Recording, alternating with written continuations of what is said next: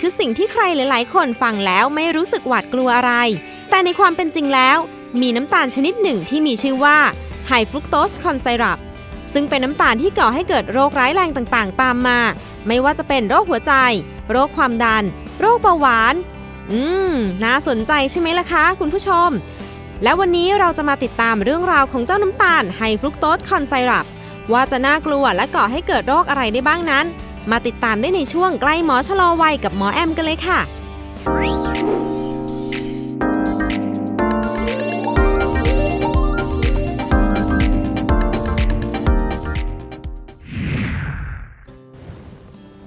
สวัสดีครับ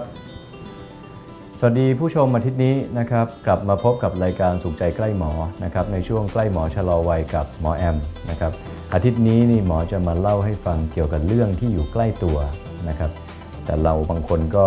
คาดไม่ถึงนะอาทิตย์นี้เราจะมาคุยกับปัจจัยหรือศัตรูตัวร้ายที่สุดของมนุษย์ในปัจจุบันนี้นั่นก็คือสิ่งที่เรียกว่าน้ำตาลนะครับน้ำตาลนี่คุยกันจริงๆต้องมีหลายอาทิตย์หลายตอนนะครับถึงจะสรุปถึงจะจบได้เพราะน้ำตาลเนี่ยคือสิ่งที่หมอพูดมาหลายๆครั้งนะครับแล้วก็สอนคนไข้หลายๆคนสอนลูกศิษย์สอนใครก็ตามแต่ว่านี่แหละคือสนิมร้ายที่คอยกัดกินร่างกายเรานะครับงั้นคำว่าน้ำตาลคืออะไรน้ำตาลจริงๆเป็นหนึ่งในอนุพันธ์ของกลุ่มที่เรียกว่าคาร์โบไฮเดรตนะคาร์โบไฮเดรตก็คือกลุ่มแป้งนั่นเองนะครับเราเรียนตั้งแต่เด็กๆว่า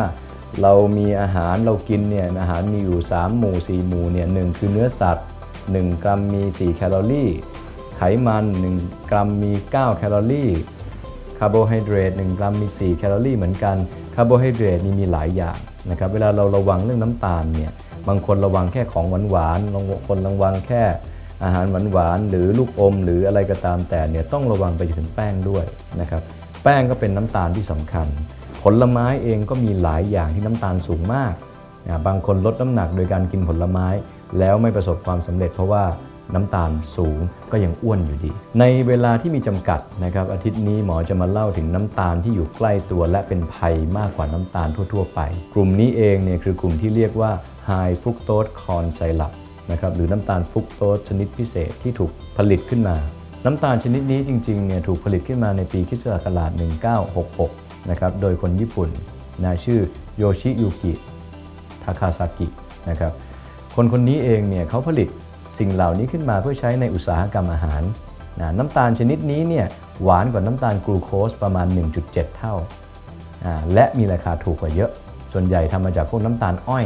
มาเคี่ยวมาบดมาผ่านกรรมวิธีจนเข้มข้นมากๆน้ำตาลนี้แหละนะครับที่เป็นตัวที่เป็นศัตรูอันตรายของโลกในปัจจุบันนี้อันตรายยังไงน้ำตาลตัวนี้เนี่ยคือน้ำตาลที่เวลาเราดูผลิตภัณฑ์เนี่ยบางครั้งเนี่ยเราจะเห็นว่าเขาเขียนชูการ์ฟรีคือปราศจากน้ำตาลบางอันน้ำตาลน้อยโดยกลไกของอุตสาหกรรมเนี่ยบางครั้งเนี่ยเขาเขียนน้ำตาล 0% หรือชูการ์ฟรีจริงเนี่ยแต่เขาไปเขียนข้างล่างเราต้องดูลงมาข้างล่างด้วยว่าเขาเขียนคอร์นไซรัปคือมีน้ำตาลข้าวโพดหรือน้ำตาลอ้อยหรืออะไรก็ตามเนี่ยเขาเรียกไฮฟรุกโตสเนี่ยตัวนี้ก็เรียกน้ำตาลเหมือนกันและอันตรายยิ่งกว่าซะอีกเพราะเป็นน้ำตาลที่ผลิตขึ้นมาไม่ใช่น้ำตาลธรรมชาติงั้นในอุตสาหกรรมเนี่ยมีอะไรบ้างที่ใส่พวกไฮฟรุกโตสคอร์นไซรัปตัวนี้ไล่ไปเลยใกล้ตัวมากนะตั้งแต่พวกเครื่องดื่มหวานๆเครื่องดื่มน้ำอัดลมทั้งหลายนะครับไปจนถึงพวก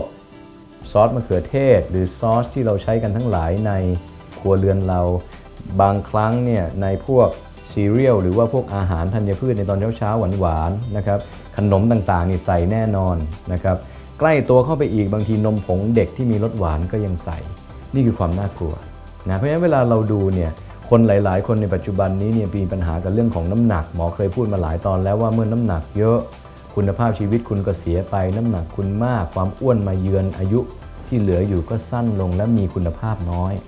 นะครับนี่ยังไม่นับโรคหัวใจโรคเบาหวานโรคความดันเส้นเลือดแตกเส้นเลือดตีบอัลไซเมอร์พาร์กินสันโรคหัวเข่าเจ๊งโรคน้ำหนักเยอะอะไรก็ตามแต่ที่เคยพูดมาในตอนเต่าๆก่อนหน้านี้นะครับนี่คือสิ่งสำคัญที่เราจะลดน้ำหนักหรือเราจะคุมร่างกายให้มีคุณภาพที่ดีเนี่ยเราต้องลงไปดูเพื่อตัวเองนะไม่มีใครมานั่งบอกเราแน่แต่ทั้งหมดทั้งปวงเนี่ยเราสามารถศึกษาได้ด้วยตัวเองได้นะครับงั้นไฮฟรุกโตสคอร์นไซรัปเองในเมืองนอกเนี่ยถึงเป็นสิ่งที่น่ากลัวมากเพราะอยู่ใกล้ตัวเหลือเกินยกตัวอย่างนะครับ เวลาเขาใส่ไปแล้วเนี่ยไฮฟรุกโตสพวกนี้เนี่ยคือตัวทำลายทำไมอุตสาหกรรมอาหารถึงใช้ไฮฟรุกโตสคอร์นไซรัปหรือน้ำตาลกลุ่มนี้เป็นตัวแทนน้ำตาลทั่วไปที่เรากินกันก็คือพวกน้ำตาลทรายน้ำตาลกลูโคสนะครับเพราะ 1 HFCS หรือ High Fructose Corn Syrup นี้เนี่ยเป็นน้ำตาลที่พอเรากินเข้าไปปุ๊บเนี่ยเราร่างกายเนี่ยจะไม่ได้เอาน้ำตาลตัวนี้ไปย่อยเป็นพลังงานเหมือนเรากินน้ำตาลจากผลไม้นะแต่ร่างกายจะย่อยน้ำตาลตัวนี้ไม่ได้และถูกเก็บสะสมไปอยู่ในตับนี่คือผลร้ายข้อที่1ของน้ำตาลกลุ่มนี้คือทำให้เกิดไขมันพอกตับไขมันพอกตับเดี๋ยวเราจะคุยกันในตอนต่อไปนะนี่คือความน่ากลัวที่1ที่หลายคนไม่กินเหล้าหลายคนใช้ชีวิตดีแต่กินน้ำหวานเยอะกินชาเขียวเยอะกินน้ำอัดลมเยอะกินพวกหวานเยอะเราไม่รู้หรอกน่ากลัวนะครับหมอแซมตรงนี้หน่อยน้ำอัดลมที่อัดโซดาน้ำอัดลมอัดแก๊สกินแล้วชื่นใจเหลือเกิน1กระป๋อง325ซีซีเท่ากับกินน้ำตาล12ก้อน12ก้อนนะ1ก้อนเท่ากับ1ช้อนชานะครับใหญ่ขึ้นไปหน่อยถ้าเป็นขวดประมาณ500ซีซีเนี่ยเท่ากับประมาณสัก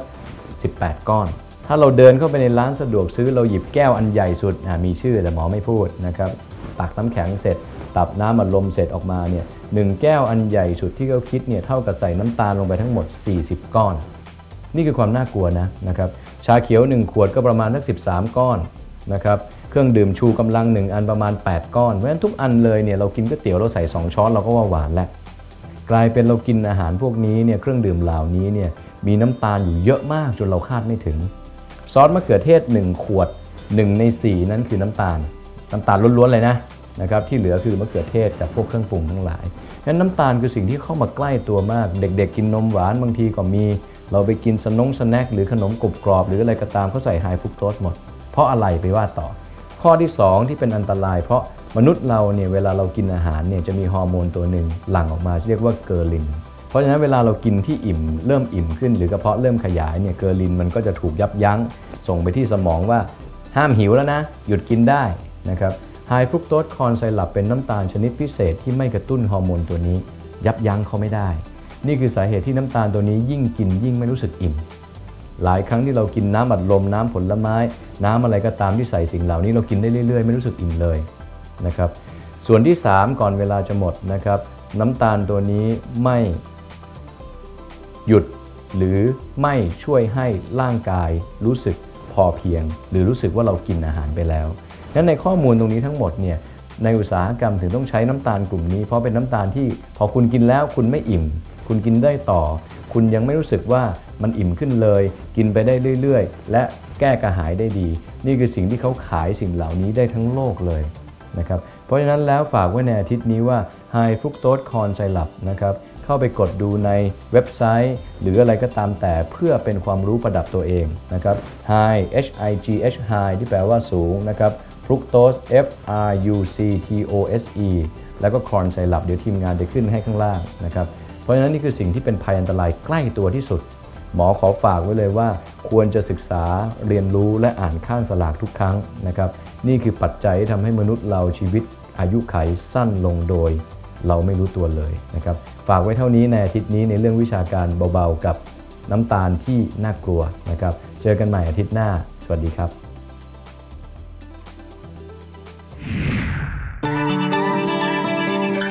โอ้โหไม่น่าเชื่อเลยว่าจะร้ายแรงขนาดนี้เลยนะคะเพราะฉะนั้นก่อนรับประทานอาหารต่างๆก็ควรจะสำรวจฉลากก่อนรับประทานทุกครั้งนะคะเพื่อสุขภาพที่ดีห่างไกลโรคกันดีกว่าค่ะ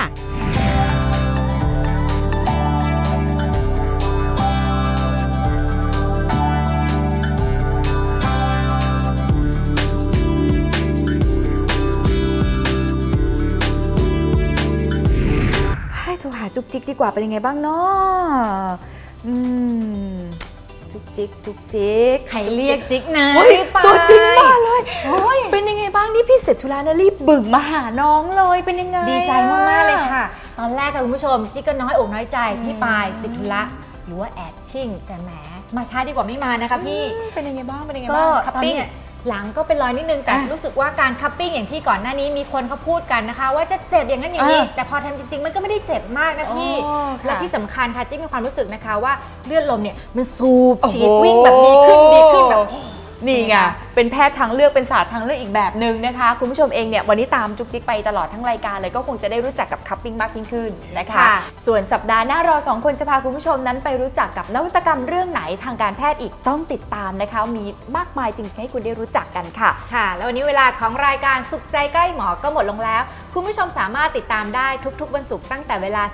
13:35 นาทีเป็นต้นไปค่ะและวันนี้จุ๊บจิ๊กสุภดาวิจักรชัยวงศ์ดิฉันปราชนาอัมพุทธลาไปก่อนนะคะสวัสดีค่ะสวัสดีค่ะสนับสนุนโดย BDMS เรื่องสุขภาพเราเชี่ยวชาญ